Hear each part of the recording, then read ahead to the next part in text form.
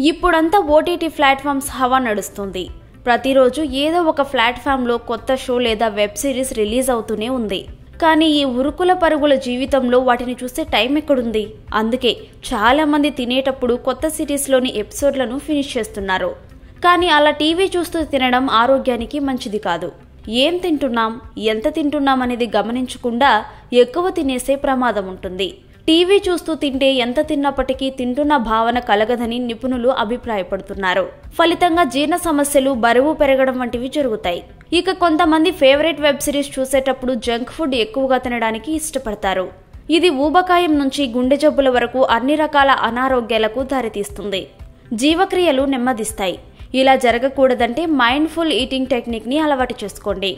ముందుగా ఆహారం రంగు, స్వరూపాన్ని కళ్ళతో చూడాలి. తరువాత వాసన ఆస్వాదించాలి.